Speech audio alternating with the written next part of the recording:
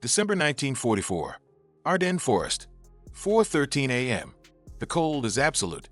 Not sharp, but crushing, heavy, merciless. The kind that eats through wool and skin and bone, leaving only numbness and a metallic taste of fear. Snow falls in slow, soundless sheets, swallowing the landscape and everything that moves within it. It is not the soft snow of postcards or holidays. It is the hard, wind-driven snow of war, the kind that blinds, suffocates, and buries the dead where they fall. The darkness is nearly perfect. The moon has hidden behind clouds thick as stone, leaving only the faintest bluish glow reflecting off frozen drifts. Trees stand as black silhouettes, skeletal and motionless, their branches heavy with ice. Every trunk looks like an execution post. Every gust of wind sounds like breath. Nothing human moves. Nothing human speaks. The forest is holding its breath. Somewhere deep within that silent maze of pine and frost stands one man, a U.S. Army Ranger, cut off from his unit. He stands alone. His boots sink into the crusted snow with each slow step, the sound muffled by the thick frozen air. His breath steams outward in ragged bursts, rising and dissolving like smoke from a gun barrel. Frost has turned his eyebrows and eyelashes white, clinging to his skin like ash. His face is streaked with grime and dried blood, not from defeat, but from the long night behind him. His helmet sits low, rim coated with ice. The chin strap rubs raw against his face. His fingers grip the cold steel of his M1 Garand, knuckles pale and stiff as the stock merges with his frozen gloves. His entire world has shrunk to a series of deliberate movements. Step, stop, listen. Step, stop, listen. He had been part of a reconnaissance patrol at dusk the night before, moving forward under radio silence to locate German armor rumored to be massing beyond the ridgeline. But then the storm rolled in, a blizzard that erased tracks, swallowed sound, and tore formations apart like paper.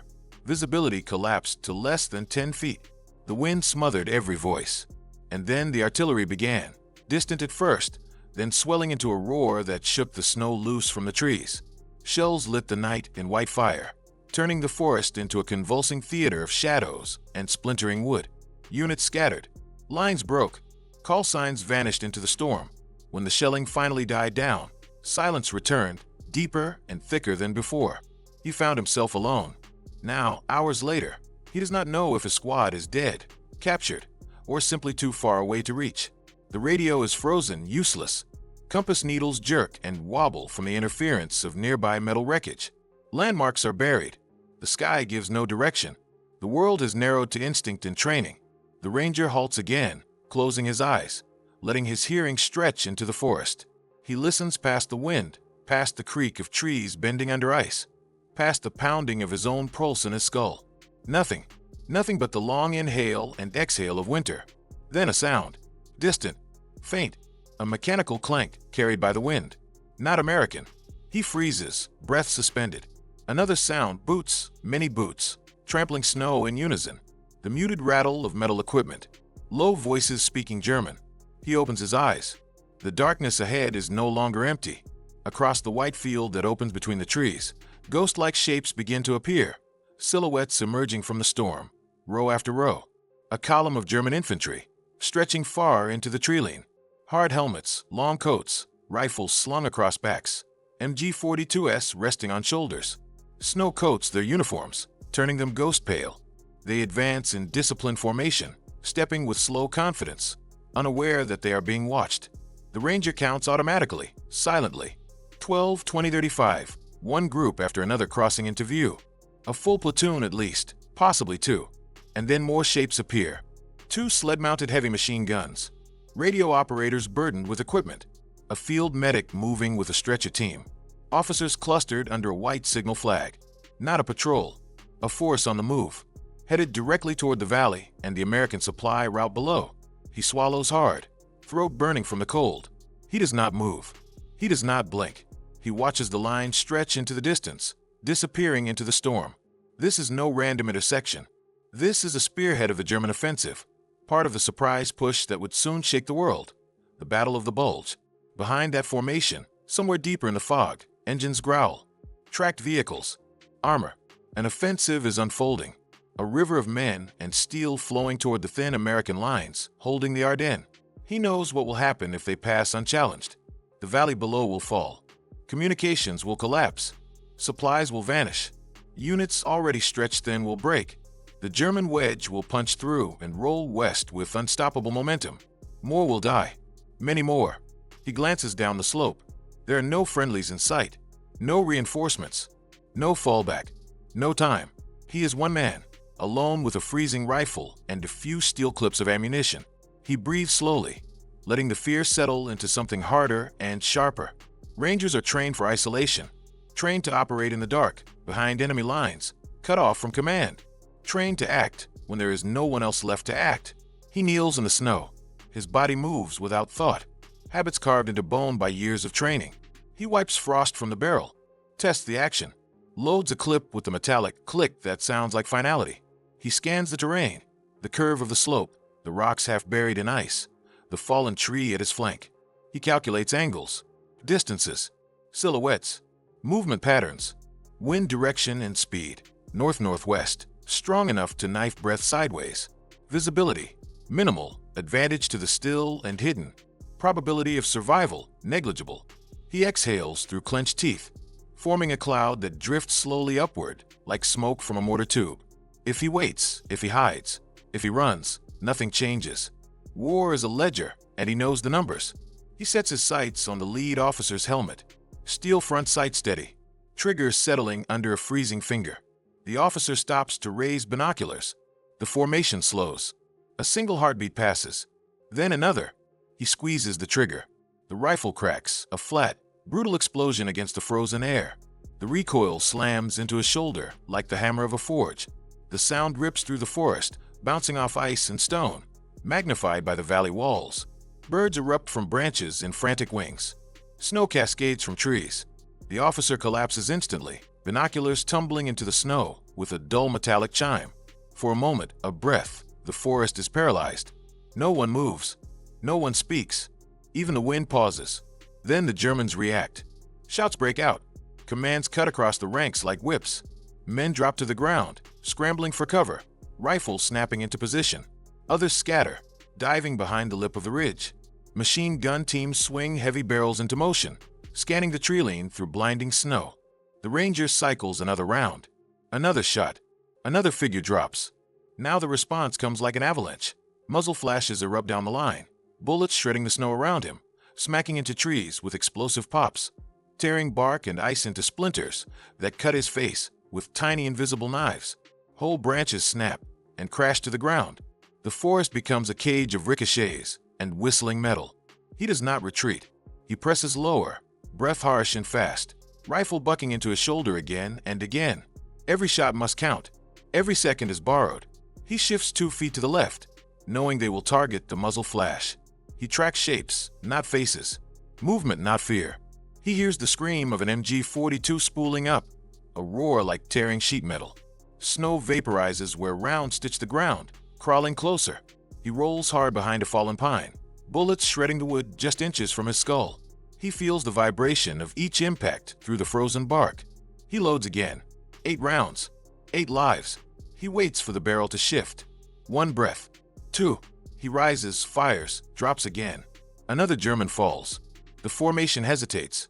Confusion breaks discipline. He hears the officers yelling, commanding flanking maneuvers, hand signals slicing the air. They expect a squad. They expect dozens. They cannot understand why only 1 rifle fires. The storm thickens, reducing visibility further. The snow now works against the Germans, hiding him completely whenever he goes still. He wipes blood from his cheek with the back of his glove. Not from a wound, from a splinter of wood that sliced skin. He pulls a grenade from his belt, feeling the cold steel sting his palm. He pulls the pin with his teeth and throws. The explosion punches through the storm like thunder, shockwave kicking snow into the air. Shouts follow. Fear grows. Doubt spreads like fire through dry grass. He breathes once more, steadying himself. This stand cannot be won. It is not meant to be. It is meant to delay, to confuse, to fracture momentum, to buy time. 1 man against 200. The battle intensifies, and something begins to break, not in him, but in them. Because now the Germans are whispering, wondering, disbelieving. How many Americans are hidden in the trees? Where are the others? Is this a trap? Is this a decoy force? Is armor waiting beyond the ridge? The ranger hears their voices, scattered, shaken. The psychological fracture has begun. He reloads again. The clip slams home. He rises to fire, but stops, because now he can see them clearly. All of them. Rows and rows. Hundreds. More than he counted. More than he imagined. He is truly alone. And by sunrise, he will face more than 200 Germans by himself. What happens next will leave both sides speechless. The storm thickened into a wall of white, swallowing sound and distance. Bullets continued to rip through the tree-line, chewing bark and snow into clouds of splinters, but the rhythm of the German fire had changed. No longer confident volleys, but wild bursts, scattered rhythms, frantic attempts to locate an enemy they could not see. The ranger pressed his back against the frozen trunk of an ancient pine, lungs heaving, heartbeat hammering against his ribs like a fist against a locked door. His breath came out in heavy clouds of steam. He felt the sting of cold sweat cutting down his spine. His vision pulsed with each heartbeat, tunneling in and out like a flickering searchlight. He knew he had minutes before exhaustion or frostbite claimed control of his muscles. Yet he also knew something else, something far more important. The Germans were now fighting ghosts. The initial shock of the ambush had shattered their momentum. Officers barked contradictory commands. Some ordered an aggressive push forward. Others yelled for fallback positions. MG-42 teams dragged their guns through the snow, repositioning in frantic arcs, barrels jerking violently as they fired blind into the storm. Mortar crews knelt and scrambled to assemble their tubes, hands shaking as they tried to level the base plates on uneven frozen ground. The ranger could feel their confusion. He could almost taste it, raw, metallic, electric, as if it hung in the air like ozone after lightning. This was the moment he had trained for. Not victory, not glory, disruption, chaos, time. He forced himself to move.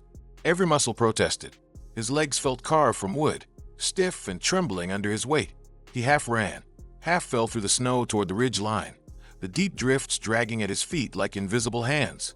His breath turned to knives in his chest as the cold air tore at him. He threw himself down behind a boulder streaked with ice, rolling to face the tree line again. His eyes scanned the chaos below. German soldiers fanned outward in loose arcs, attempting to surround his position. He watched them slip and lose footing on frozen terrain, bunching together in vulnerable clusters. He raised his rifle and fired again, the recoil slamming into his body. A machine gunner collapsed backward, arms flailing as snow erupted around him. The assistant gunner dove to the ground, clutching the weapon and dragging it out of sight. The ranger's hands moved automatically.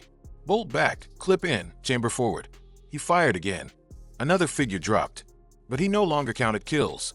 Numbers had become meaningless in the face of so many. He was not here to win. He was here to resist long enough to matter, long enough to shift the shape of the battle unfolding far beyond this frozen ridge. Now the Germans changed tactics. Officers shouted fresh orders, their voices strained and sharp. Two flanking teams separated and began advancing along either side of the ridge, using the terrain for cover. The Rangers' advantage of concealment was thinning. They were adapting. They were closing in. He had minutes at most before they reached angles that would expose him completely. He scanned the slope above him, searching for the next position. Higher ground, a vantage point, a defensible ridge. His eyes locked onto a jagged outcrop of rock and ice about 60 yards uphill, barely visible through the snow. It was steep, nearly vertical in places, but if he could reach it, he could force the Germans to attack upward into open ground. It was his only chance. He pushed himself up and started climbing. Every step was agony. His boots slipped on ice-slick stone. His fingers clawed into frozen cracks for support. Snow and wind lashed his face. The weight of his rifle pulled at his shoulders like lead. Halfway up, he nearly fell when a sheet of snow collapsed beneath him. He slammed his shoulder into the rock, gritting his teeth against the pain.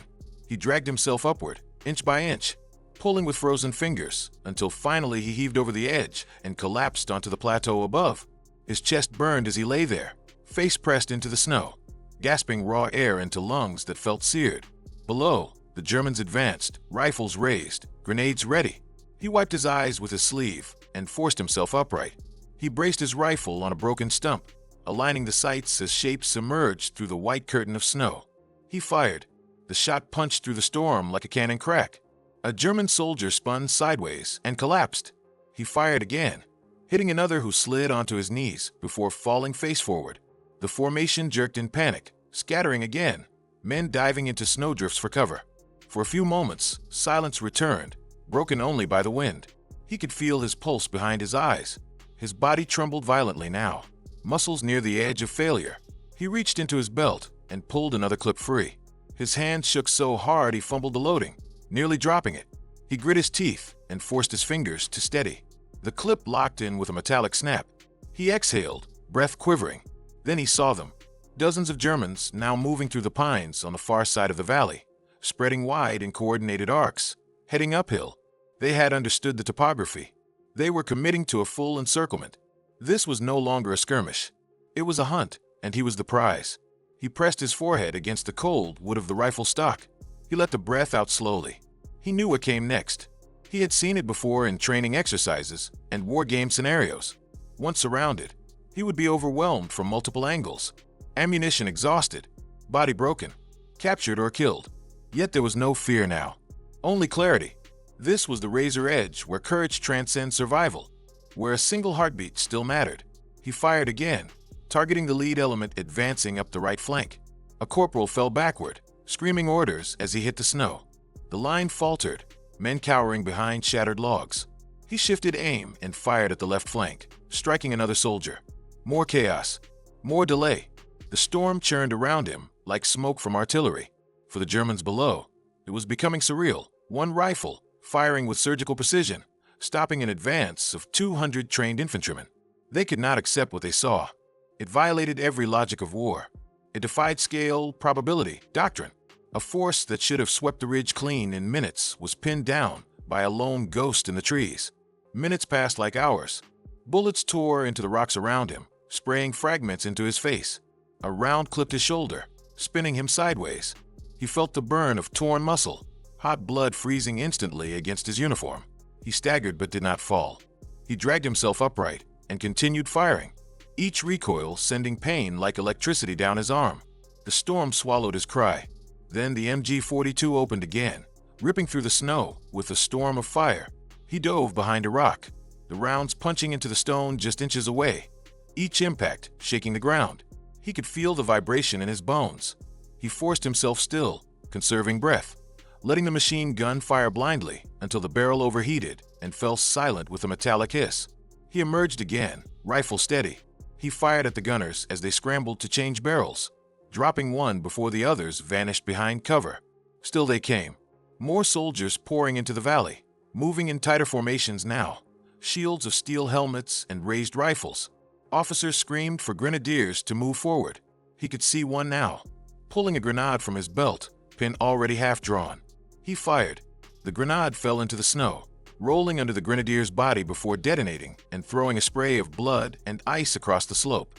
He had seconds left before they overran him completely. He reached for his last grenade, clutching the cold metal sphere in his palm.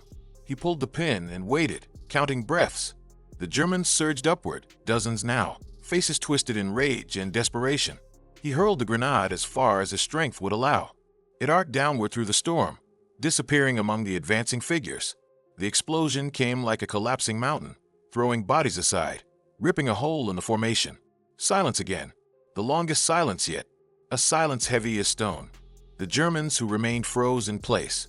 They stared upward at the ridge, at the lone figure still standing against the storm, blood on his shoulder, rifle shaking in his hands. They saw not a soldier, not an enemy, not a target. They saw defiance given human shape. For the first time, they did not advance. The ranger's vision swam. His legs trembled. He felt himself sway. He pressed a hand against the wound on his shoulder, fingers slick with half-frozen blood. Snowflakes clung to his eyelashes. His rifle hung heavy in his grip. The storm roared in his ears now, drowning all other sound. He realized he was barely standing, body supported only by the rock at his back and the last threads of willpower. He looked down the slope. There were dozens of German soldiers staring up at him now, men who could have rushed his position and ended the fight in seconds. Yet none moved. None raised a weapon. Their faces were not marked by rage or triumph. They were marked by something else. Awe, confusion, respect, and a question none dared speak aloud. What kind of army produces a man like this? The ranger lowered his rifle slowly, letting the barrel dip toward the snow. He knew he could not fire another shot.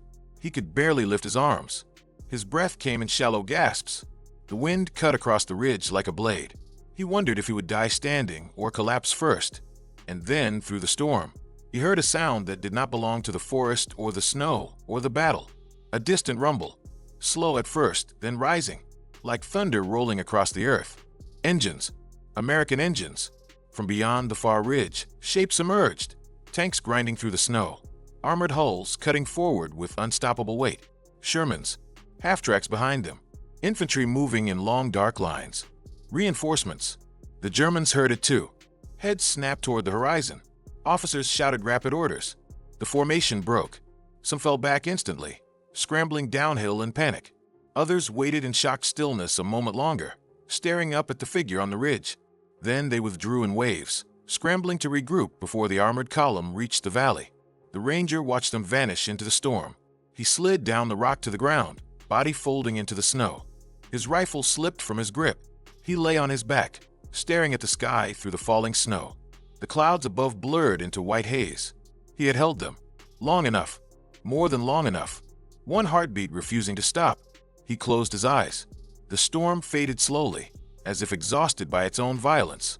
The snowfall thinned to fine drifting flakes, glimmering faintly in the first pale hints of sunrise. The sky lifted from black to iron gray. The twisted shapes of shattered trees emerged from the white gloom, like ghosts returning from the deep.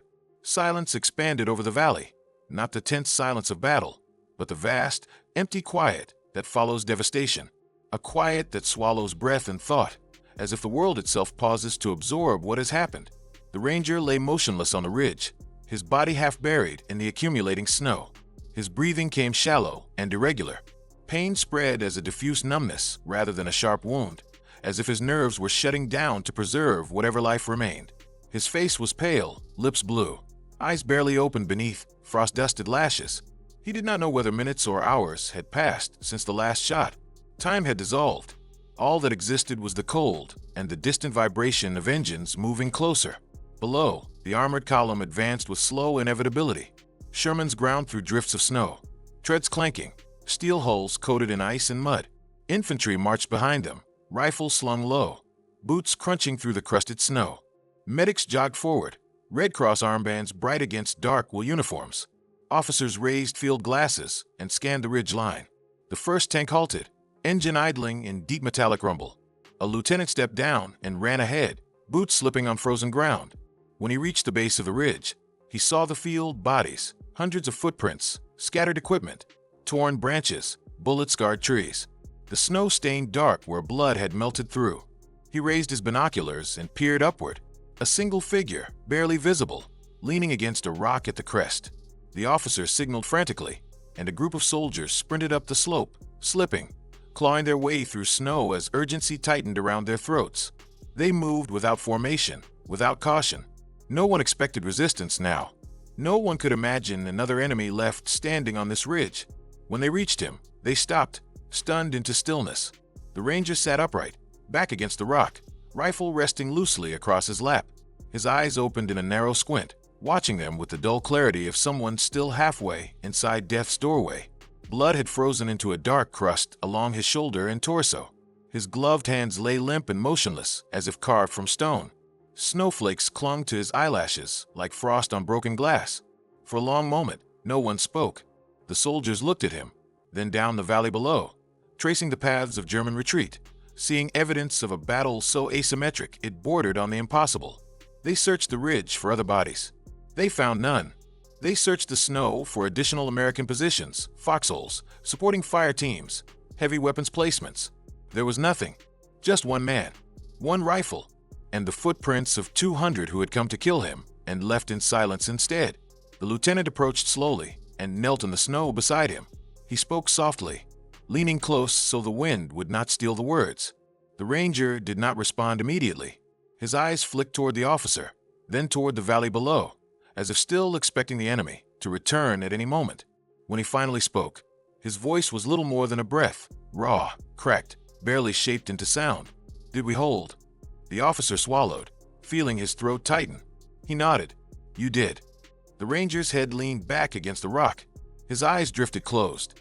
His chest rose and fell in a slow, fragile rhythm. A medic pushed forward, checking his pulse. feeling for warmth beneath layers of frozen fabric. He shouted for a stretcher. The soldiers moved with fierce urgency, cutting away his gear, lifting him with careful hands.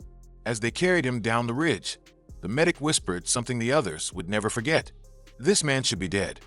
The valley behind them remained still and empty. No sound of German fire returned. The storm had taken the last echoes of war. The Germans had withdrawn in long, silent lines, moving back through the forest with faces lowered and weapons slack in their hands. Their officers spoke little. There was no anger now, no shouts of orders, no threats of disciplinary action. Something deeper had broken in them. Not morale, but certainty. They had outnumbered the enemy 200 to 1.